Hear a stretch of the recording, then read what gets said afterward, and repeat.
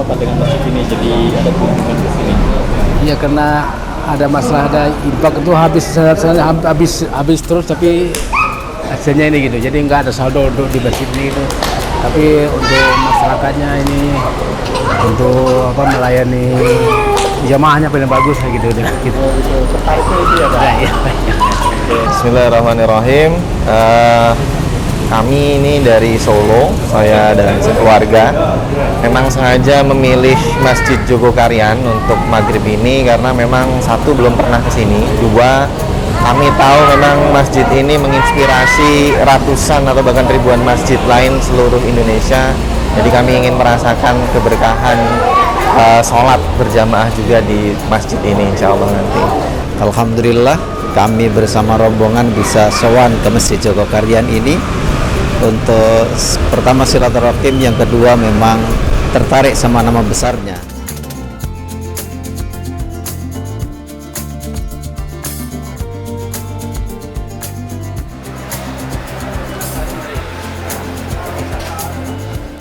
Assalamualaikum warahmatullahi wabarakatuh.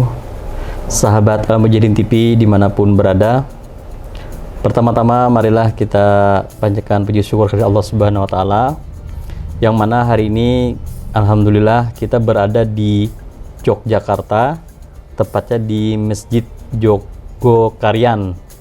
Nah, di mana mungkin kita sering mendengar, sering melihat seperti apa sih Masjid Jogokarian. Nah, hari ini kita berkesempatan untuk mengunjungi setelah kita ada kegiatan juga di Jogja. Alhamdulillah kita diterima baik oleh Ustadz Haidar yang selaku pengurus di masjid. Tidak lupa juga selawat dan salam kepada junjungan Nabi besar kita Muhammad SAW beserta keluarga, kerabat, pengikut, dan yaumil akhir. Baik, pemirsa Al-Mujahidin dimanapun berada, dalam 1 jam ke depan kita akan mengupas dan membedah seperti apa sih Masjid Jogokarian yang bisa memakmurkan jamaahnya, bahkan warga sekitarnya. Nah, sebelumnya kita akan mendengar dulu dari Ustadz Haidar sebagai perkenalan diri. Baik, tafadhol Ustadz. Ya. Assalamualaikum Ustadz. Waalaikumsalam. Gimana kabarnya Ustadz? Alhamdulillah sehat. Oh, sehat, alhamdulillah. Nah Ustadz, di sini sebagai apa Ustadz? Untuk kepengurusan yang baru ini kan kemarin baru ganti ya. Iya. Saya diamanai menjadi sekretaris. Oh, sekretaris. Ya. Kemudian, nah ini yang jadi apa? Kita akan pertama histori masjidnya seperti apa Ustadz? Karena kan kita melihat nih viralnya masjid ini merupakan suatu masjid yang makmur. Bahkan siang tadi saya baru ke sini sudah melihat banyak wisatawan ya berkunjung ke sini. Nah, seperti apa histori sejarahnya Masjid Jogokarian Ustadz? Baik, kalau ditanya histori ini sudah dari lama ya, karena masjid ini dibangun tahun 66 dan kemudian mulai dipakai itu tahun 67 ya. Dan kita ya sebetulnya apa ya, dari tahun 67 sampai tahun 2000 itu kita berjalan alami saja ya, masjid kita berdakwah begitu ya secara organik ya, masyarakat kemudian ke masjid dan lain-lain. Cuman kemudian dari tahun 2000 itu memang di Masjid Jogokarian ini coba manajemen masjidnya itu kita perbaiki. Ya. Bangunannya ini masih tetap seperti ini atau udah ada perubahan? Dulu cuma yang ruang utama itu aja. Tapi udah apa, bangunannya udah beton gitu ya? Iya, beton udah beton. Ya. Oke. Nah, perihal kita bicara manajemen ya, kita setuju bahwasanya institusi maupun apapun bahwa saya itu tergantung manajemennya ya. Kalau manajemennya tidak baik atau buruk, tentunya ini kan berpengaruh terhadap perusahaan, masjid dan sebagainya. Nah, Masjid Jogokarian sendiri itu mengadop manajemen apa Ustaz? Kalau kita sebutkan di sini sebetulnya kita itu sekedar mencontoh Rasulullah saja Sallallahu Alaihi Wasallam. Karena mau seperti apapun kita meyakini bahwa masjid terbaik sepanjang masa itu ya masjidnya Rasulullah. Masjid Rasulullah yang di Madinah itu, yang kemudian di situ isinya adalah Rasulullah dan para sahabat, itulah masjid yang terbaik. Meskipun secara fisik masjidnya itu sederhana sekali ya, hanya ya satu bidang tanah bentuknya persegi begitu, kemudian lantainya pun masih tanah begitu ya. Atapnya saja hanya di pinggir-pinggir, silahkan bisa dicari di Google, ada gambarnya, miniaturnya itu.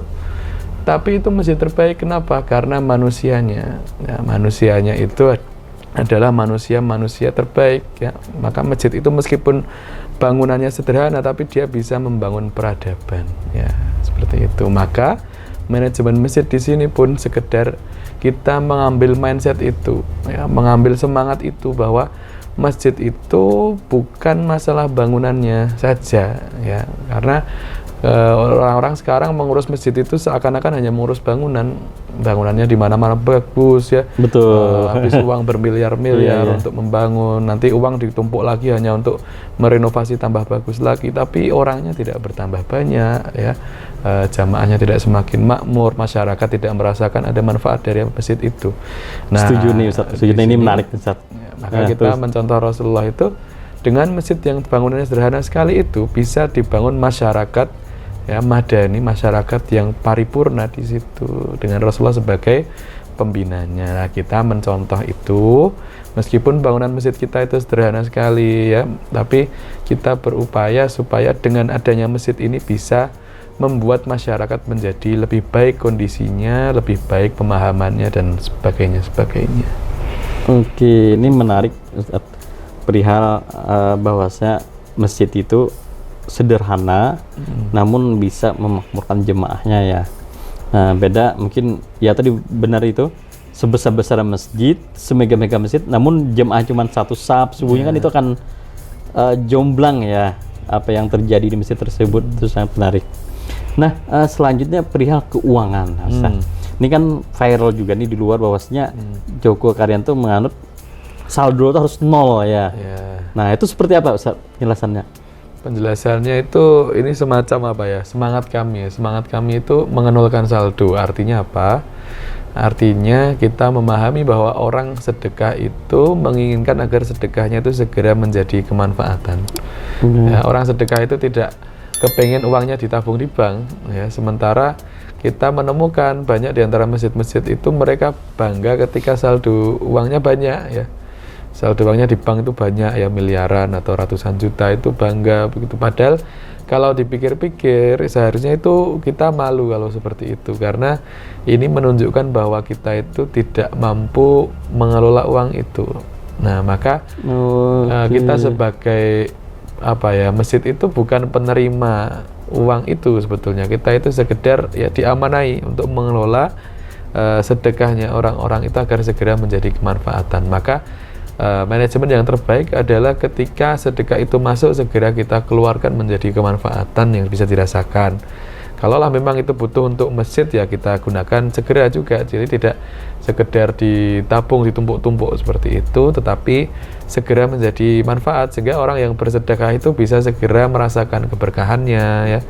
Mereka senang bisa melihat kemanfaatan itu. Itu semangatnya dibalik slogan kita saldo nol itu.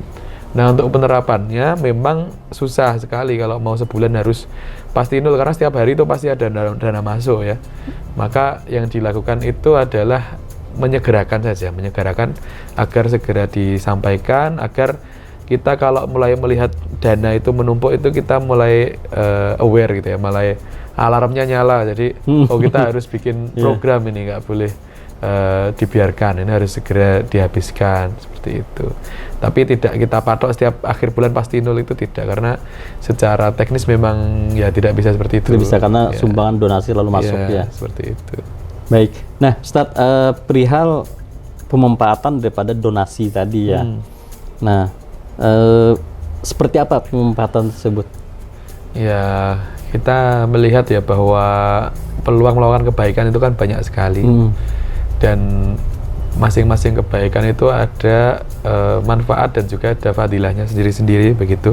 Maka ya kita berusaha untuk memberikan kebaikan itu dalam berbagai bentuk. Bahkan di sini kita berusaha supaya dana infak, sedekah, ya zakat yang masuk itu tidak termakan untuk bangunan. Jadi kadang-kadang masjid itu mengumpulkan dana itu semuanya nanti akhirnya untuk bayar listrik, air, ya, kebutuhan bangunan, pemeliharaan, renovasi dan lain-lain. Kalau di tempat kita berusaha supaya uang atau biaya operasional dalam hal ini pemeliharaan bangunan, listrik dan air itu bisa di cover oleh usaha masjid namanya. Nah, masjid punya ada usaha. aumnya seperti itu ya. Ada badan usaha milik masjid sehingga infak, sedekah itu semuanya digunakan untuk program yang nanti dirasakan oleh jamaah, oleh masyarakat. Ya, begitu. Jadi tidak termakan untuk bangunan. Bangunan bisa di cover dari hasil usaha masjid tadi. Baik. Nah, untuk keuangannya sendiri itu menganut transparan atau tertutup? Kita transparan ya. Kalau laporan itu memang kita laporkan semuanya di Buletin Idul Fitri. Jadi setiap tahun Buletin Idul Fitri. Ya, setiap tahun itu kita cetak, kita bagikan ke masyarakat. Tapi kalau sewaktu-waktu jamaah pengen menanyakan tuh ya bisa aja, tinggal ngomong saja sama takmir begitu, bagaimana kondisi keuangan masjid saat ini, seperti itu bisa. Tapi secara rutin kita laporkan tuh waktu Idul Fitri. Idul Fitri dari semacam tabloid gitu ya. Iya, betul. Oke. Baik, Ustaz, selanjutnya untuk pengelolaan keuangan sendiri, apakah ini harus mungkin apa ya, secara SDM-nya memang orang tersebut memang bercapability di bidang itu atau gimana? Ya, ini menarik ya, karena masjid kami itu masjid kampung, bukan masjid seperti masjid yayasan ya, atau masjid yang didirikan satu institusi tertentu. Masjid kami itu masjid kampung, maka seluruh pengurus di sini tuh ya warga kampung kami sendiri. Nah, cuman di antara warga kampung kami itu tentu ada orang-orang yang dinilai mampu begitu ya untuk mengelola dari segi keuangan. Nah, mereka ini kemudian dijadikan bendahara. Dan kemudian di situ kita saling mengawasi, artinya bareng-bareng lah kita mengelola keuangan itu. Jadi kalau sekarang kita memang berencana ada rekrut ya karyawan, memang susah, memang kapabilitasnya di bidang akuntansi begitu ya, sehingga bisa membantu kita supaya lebih rapi lagi. Betul. Karena selama ini kita memang belum serapi itulah, kita mencatat tapi ya sesuai dengan kemampuan kita saja begitu. Jadi memang masjid kita itu unik ya, uniknya itu karena kita pengurus ya warga kampung sendiri semua. Seperti itu. Jadi ya kita belajar sendiri banyak seperti itu. Nah, untuk perihal kemajuan masjid sendiri, misalnya dalam hal misalnya bangunan, itu apakah Joko Karyan akan melakukan progres tersebut atau tetap jalan seperti yang ada? Tentu semuanya menginginkan adanya progres ya. Cuman lagi-lagi kita tidak mengunci atau mematok kemajuan itu dari segi bangunan. Karena kalau dilihat itu memang di masjid kita ini dari segi apa ya, tanah itu memang sudah habis ya. Artinya kita kalau mau mengembangkan harus ada tanah lain yang dibeli begitu. Sementara itu kan nanti akan berdampak ya, jamaah kita yang di rumahnya dibeli nanti akan pindah dan lain-lain, itu masih kita timbang-timbang seperti itu. Tapi pengembangan kita sekarang lebih ke arah wakaf produktif. Jadi kita menambah wakaf produktif kita ya. Jadi sudah ada beberapa aset wakaf yang kita diterima oleh Masjid Joko Karyan dan itu masih berusaha kita kembangkan lagi supaya lebih besar kemanfaatannya. Misalnya ada yang wakaf tanah, ada yang wakaf sawah, ada yang wakaf bangunan ya. Dan kita kemarin juga baru menyelesaikan pembelian hotel ya di daerah Kaliurang sana. Itu akan menjadi gitu ya wakaf produktif kita, sehingga nanti hasil dari usaha wakaf ini akan bisa manfaatnya lebih terasa lagi bagi masyarakat seperti itu. Ya. Nah, kalau amal usaha masjid, ini kan kita melihat salah satu kan ada penginapan ya, setelah kemudian ditambah lagi yang hotel di Kaliurang. Nah, itu pengelolaannya seperti apa? Apakah manajemennya langsung di-handle oleh masjid atau memang itu terpisah? Iya, itu di bawah masjid, akan tetapi memang ada petugas-petugas khusus yang menjadi karyawan masjid di situ. Mengelola lah seperti itu ya. Ya, artinya tidak kemudian dikelola oleh pengurus takmir sendiri. Maksudnya ada karyawan khusus yang memang mengelola di bagian itu dan mereka itu digaji seperti itu, supaya pengurus takmirnya tidak sibuk ngurus itu saja gitu. Jadi memang harus ada orang-orang khusus yang mengelola itu. Nah tapi itu tetap di bawah pengawasan takmir ya, karena dananya nanti ya digunakan untuk masjid juga seperti itu. Oke, kalau boleh tahu Ustaz, apa aja yang untuk amal usahanya? Kalau sekarang ya memang sudah jalan secara stabil ya, baru yang penginapan di lantai 3 itu. Penginapan. Yang lain itu masih dalam tahap pengembangan lah. Ada berapa kamar Ustaz? 11 kamar. Itu setiap hari full terus ya? Kalau full enggak juga sih, tapi pasti insya Allah ada yang menginap. Ada. Ya. Oke, itu langsung di bawah masjid ya ini. Alhamdulillah itu setahun sudah cukup lumayan lah, bisa mengcover listrik dan lain-lain. Oh, dari amal usaha tadi untuk mengcover masjid. Baik. Kemarin kalau nggak salah sekitar 500 juta itu setahun. Setahun 500 juta dari penginapan itu? Dari penginapan itu ya. Itu udah berapa lama beroperasi? Itu dari tahun berapa ya? Saya agak kurang hafal, 2000 mungkin 12-an mungkin ya, 2010-an lah. Iya, kita merasa melihat juga pakai lift lagi kan, luar biasa. Ya, kalau lift baru kemarin, baru Ramadan tahun lalu. Oh gitu. Nah, kalau wisatawan datang itu sebenarnya apa sih motivasi ke sini nih? Ya, kalau kita menyebutnya itu wisata ideologis ya. Karena ya kalau lihat arsitekturnya apa yang mau dilihat? Iya, makanya itu kan itu yang jadi penasaran apa. Kalau dulu sampai ada rombongan ke sini tuh supirnya bingung ya, supir bisnya itu ngapain pada ke sini kan? Akhirnya dia tanya sama pengurus kami, Pak di sini ada makam siapa? Gitu kan? Dikirakan ke sini mau ziarah siapa? Ternyata enggak ya. Saya rasa itu muncul dari kerinduan masyarakat ya, akan masjid yang makmur, masjid yang mengayomi jamaahnya ya, masjid yang jamaah sholatnya itu ramai. Saya rasa masyarakat itu rindu dengan hal itu. Oke, kalau subuh tuh full ya berarti ya? Ya alhamdulillah ya. Memang ada naik turunnya ya, tapi alhamdulillah kita bisa menikmati itu. Jadi orang-orang kesini tuh saya rasa ya mereka orang-orang yang rindu dengan masjid sebagai pusat peradaban tadi, masjid sebagai ya tempat yang dirindukan oleh kaum muslimin, karena ya kita merasakan masjid itu memang agak terkucilkan ya di masyarakat, karena siapa yang kemudian peduli untuk melakukan pengembangan terhadap masjid ini. Akhirnya kan banyak masjid-masjid yang isinya hanya orang-orang tua ya, kemudian jamaahnya sepi, mungkin yang azan sama yang imam sama makmumnya cuma satu seperti itu ya. Itu kan sesuatu yang menyedihkan begitu ya. Pasti masyarakat tuh punya kerinduan ya akan sosok masjid yang seperti di zaman Rasulullah lah, Masjid Jogokaryan yang berupaya untuk melakukan itu.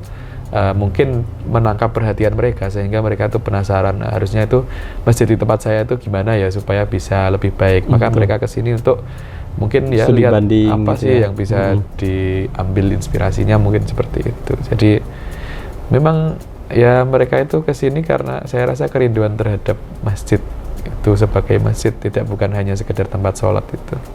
Oke, baik. Nah, kalau dari segi apa? Tadi kan amal usaha. Nah, apa sih tagline-nya masjid ini, atau bahasanya itu goals-nya? Dalam artian yang menjadi suatu kerinduan salah satunya kan, kemudian menjadi ya anggap program unggulannya itu apa sebenarnya? Kalau ini kita ya agak ganti-ganti ya, kalau tagline yang sesuai dengan semangat pada saat itu. Kalau sekarang kita gitu itu ya. tagline-nya masjid sebagai sumber kesejahteraan rakyat. Jadi masjid itu masjid sebagai sumber kesejahteraan rakyat. Ya. Jadi kita berharap dengan adanya masjid ini bisa menjadikan rakyat ya, masyarakat itu sejahtera. Ya. Memang kita sengaja menggunakan diksi rakyat ini daripada umat ya, karena ini adalah apa namanya dulu kata yang dipakai oleh Serikat Islam pada zaman perjuangan dulu. Nah, baru kemudian ketika Serikat Islam itu pecah ya, kata rakyat itu dibawa oleh SI Merah yang kemudian nanti berevolusi menjadi PKI begitu, sehingga masyarakat SI yang selainnya akhirnya menggunakan kata umat ya. Maka itu menunjukkan secara sejarah itu seperti perasaan minder ya, perasaan kalah begitu. Harusnya ini kita rebut kembali kata rakyat ini, karena dia akan meliputi lebih luas ya. Masjid itu menjadi sumber kesejahteraan bagi rakyat, tidak hanya bagi umat ya, tapi semuanya bisa merasakan keberkahan dari adanya masjid ini begitu. Sehingga kalau demikian kita akan memunculkan pemimpin-pemimpin rakyat, tidak hanya pemimpin-pemimpin umat yang mengurusi hanya ya umatnya sendiri, misalnya umat Muhammadiyah, umat NU, umat ya dan lain-lain, itu hanya mengurusi kelompoknya sendiri. Itu kita tidak mengharapkan begitu. Tapi pemimpin yang muncul di sini adalah mereka yang bisa memimpin rakyat semuanya itu agar menuju tempat yang lebih baik, menuju keridhaan Allah Subhanahu wa taala, seperti itu. Baik. Nah, Ustadz, satu lagi nih. Ini kan kita melihat bulan puasa, bulan Ramadan ya. Ya. Itu pada saat berbuka puasa itu kan luar biasa nih. Bahkan saya dengar kan sampai 3.000 ya. Artinya ada di Banjarmasin juga salah satu masjid yang luar biasa juga. Itu mumpunya cuma 1.000. Nah, ini dengan keadaan masjid seperti mampu 3.000 orang. Nah, itu dari segi ini seperti apa? Apakah penyumbang itu atau seperti apa dan bagaimana itu, Ustaz? Bisa sampai bisa mengayu 3.000 jamaah gitu? Itu memang perkembangannya ini ya, dari sedikit demi sedikit. Dulu awalnya kita hanya 250, naik lagi ya, karena kemudian itu menjadi kegiatan yang dirindukan ya oleh masyarakat setiap bulan Ramadan. Maka kita memang mengangkat itu ya sebagai satu campaign ya, untuk kita itu sama-sama memberi buka puasa, karena memberi buka puasa ini satu amal kebaikan yang khusus ya, pahalanya itu luar biasa, yaitu mendapat pahala seperti pahala orang yang berpuasa itu. Nah, ini kadang-kadang yang dilupakan masyarakat, dikira memberi buka puasa itu bersedekah, artinya sama seperti orang kaya ngasih orang miskin. Sebenarnya tidak begitu, karena itu memberi orang yang berpuasa, entah yang diberi itu kaya atau miskin, itu tidak masalah begitu. Bahkan seharusnya kita sama-sama gitu makan di sini, itu merasakan kebersamaan bahwa kita sama-sama Muslim, entah kamu kaya atau miskin, itu sama-sama kita buka di masjid. Itu kemudian kita sampaikan ya dengan keutamaan-keutamaannya, kita ajak untuk ayo kita beri buka puasa. Nah, sedikit demi sedikit setiap tahun itu, karena kita itu mempublikasikannya lewat sosial media ya, kita terbantu sekarang ada internet dan sosial media, itu kita bisa menyebarkan informasi seluas-luasnya. Itu ternyata menarik perhatian masyarakat ya, sehingga mereka pun ingin berpartisipasi. Nah, tentu di situ ada strategi-strategi ya, artinya kita membuka seluas-luasnya, siapapun bisa ya, mereka tidak harus yang di Jogja ya, mereka di Indonesia semuanya bisa lewat rekening dan lain-lain ya. Kemudian itu kita dibuka dari nominal terkecil ya, mereka itu satu porsi misal kemarin itu 12.500. Jadi siapapun mau ngasih satu porsi aja pasti bisa, anak SD saja bisa gitu. Jadi tidak harus salah satu triknya ya. Ya, tidak harus ngasih banyak-banyak, itu tidak harus. Ya, kalau sudah begitu, nah kita ajak, kita publikasikan. Dan alhamdulillah di sini tuh kita selalu pakai piring ya untuk pemberian takjil, tidak pakai kardus, kecuali waktu Covid dulu ya. 3.000 orang tuh pakai piring Mas ya? Ya, piring semua. Biasa, atau mungkin yang terakhir agak kurang, itu baru kita kasih yang lain ya, kalau masih kurang. Kemarin kalau nggak salah itu malah lebih sering 3.300 sampai 3.500 tahun kemarin. Itu secara nominal berapa tuh, Sat? Sebulannya itu kayaknya habis hampir 1 miliar ya, 1 miliaran lah. 1 miliar. Lebih dikit itu, 1 miliar lebih. Merinding mendengar 1 miliar. Ya, nah, terus donasi itu kan kalau dari warga sekitar kan mungkin tidak mencukupi ya bahasanya ya. Berarti ada dari luar-luar gitu ya, Ustaz ya. Nah, itu pada saat misalnya ada orang berdonasi untuk buka puasa itu cuma 1 piring. Berarti yang dikelola oleh takmir masjid gitu ya. Diolah kemudian baru dibagikan. Nah, kemudian tempatnya itu ya di jalan itu ya diambil Ustaz? Ya, di masjid ini semuanya, kemudian kalau masih nggak cukup kita gelarin di jalan. Oh, di jalan. Ya. Selain itu ada juga yang jualan. Oh, itu pasar sore. Pasar sore itu setiap hari apa? Pasar sore setiap hari selama bulan Ramadan. Oh, setiap hari belum. Di jalan. Di jalan ya, sepanjang jalan ini. Oke. Itu memang untuk membuka ini ya, kesempatan mereka untuk mendapat penghasilan di bulan Ramadan kan, supaya kemakmurannya terasa sampai semuanya gitu. Karena banyak yang bulan Ramadan itu jadi nggak bisa jualan juga, jadi dulu dia jualannya sarapan gitu kan bisa jualan kan, makanya ada pasar sore itu membuka peluang bagi mereka untuk tetap punya penghasilan seperti itu. Baik, Ustaz. Nah, mungkin dari Ustaz terakhir, tips-tipsnya untuk masjid-masjid lain, mungkin jamaah juga itu bagaimana Ustaz? Ya, yang paling utama itu pada akhirnya tetap cara berpikir kita, gitu. Bagaimana kita menjadikan masjid itu memang ya kita mencontoh Rasulullah. Masjid itu bukan cuma tempat sholat, tapi dia adalah pusat bagi peradaban masyarakat muslim ya. Maka dia itu terhimpun di dalamnya itu fungsi-fungsi yang sangat banyak. Nah, maka bagi jamaah masjid maupun pengurus masjid yang ingin masjidnya makmur, ya mari kita pelajari lagi, mari kita buka wawasan kita lagi ya, supaya kita bisa menjadikan masjid kita itu ya, terasa manfaatnya, tidak hanya bagi orang-orang yang sudah biasa sholat di situ, tapi siapapun ya itu bisa merasakan manfaat dari adanya masjid itu. Kalau kita sudah punya mindset itu ya, untuk menjadikan masjid sebagai pusat peradaban dan kita itu sebagai pelayan ya bagi jamaah ya, kita itu bukan penguasa masjid ya, tapi kita pelayan, kita melayani, insya Allah ya orang-orang itu akan lebih terbuka untuk diajak ke masjid. Nah, tapi yang terakhir adalah memang seperti ini butuh konsistensi ya, tidak bisa kita berharap 1 tahun terus nanti langsung jadi hebat, itu tidak bisa ya, karena memang harus dibangun dengan bertahap perlahan-lahan. Maka jangan lupa untuk melakukan regenerasi, yaitu harus disiapkan supaya masjid kita tidak kehilangan. Setuju, betul itu.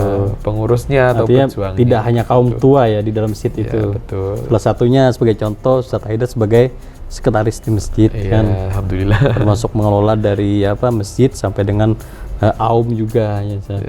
Nah, mungkin juga ini ada tambahan sedikit Ustaz.